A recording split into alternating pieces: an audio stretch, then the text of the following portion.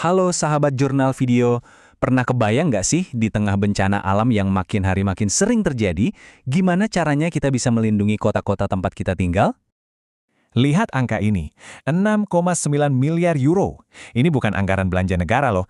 Ini adalah total kerugian dari 2 badai saja yang melanda Eropa di tahun 1999. Kebayangkan betapa dahsyatnya dampak finansial dari bencana alam?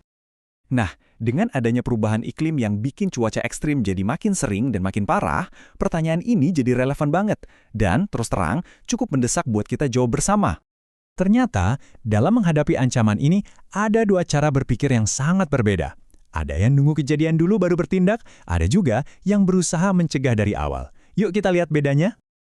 Oke, di sebelah kiri kita punya manajemen bencana.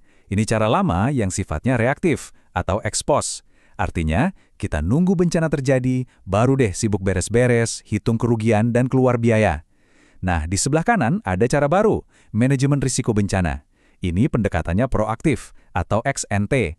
Jadi kita antisipasi risikonya dari jauh-jauh hari, kita rencanakan segalanya biar kerusakan bisa diminimalkan. Analoginya gampang, mending bangun atap yang kokoh dari awal atau bolak-balik nambal atap yang bocor tiap kali hujan. Jelas mending yang pertama kan? Terus gimana caranya biar bisa proaktif? Nah, alat utamanya ada di sini, perencanaan tata ruang.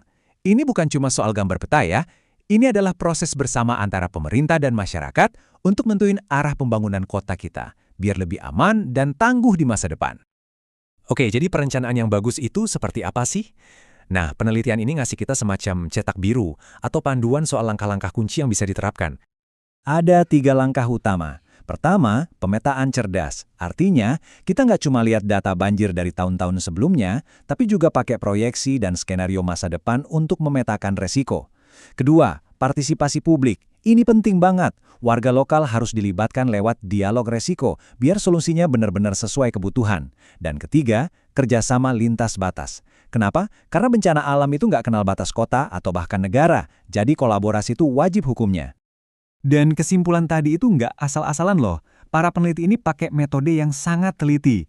Bisa kita lihat di diagram ini. Mereka mulai dengan analisis dokumen dan peraturan, lalu hasilnya divalidasi lagi lewat survei dan wawancara mendalam dengan para ahli. Jadi temuannya kuat dan bisa dipertanggungjawabkan. Dalam penerapannya, strategi yang paling berhasil itu ternyata yang menggabungkan 2 pendekatan. Ada yang namanya infrastruktur keras, ini yang biasa kita lihat kayak tanggul beton dan bendungan, tapi itu aja nggak cukup. Perlu juga ada solusi lunak berbasis alam. Jadi kita manfaatin sistem alami kayak taman kota dan lahan basah buat bantu menyerap air. Kombinasi keduanya ini yang bikin pertahanan kota jadi jauh lebih efektif dan berkelanjutan.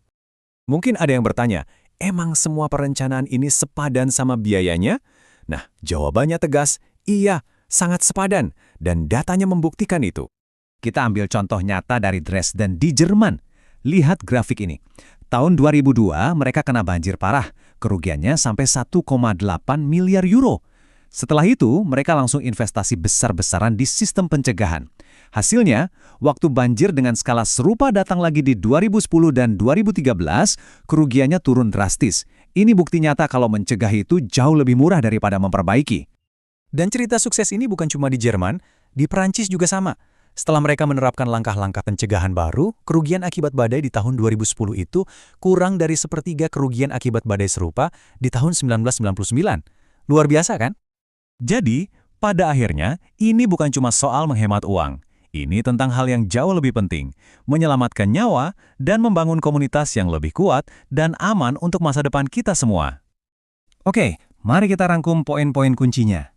Pertama, dampak perubahan iklim itu nyata dan mahal. Kedua, menjadi proaktif itu jauh lebih cerdas daripada sekedar reaktif. Ketiga, perencanaan tata ruang adalah senjatanya. Keempat, prosesnya harus melibatkan publik, pakai data yang akurat, dan butuh kerjasama. Dan yang terpenting, investasi untuk mencegah bencana itu bukan biaya, tapi keuntungan besar untuk masa depan. Nah, semua ini membawa kita ke satu pertanyaan terakhir yang sangat penting untuk kita semua renungkan. Apa rencana kota tempat tinggal Anda? Apakah kita sudah siap menghadapi tantangan berikutnya?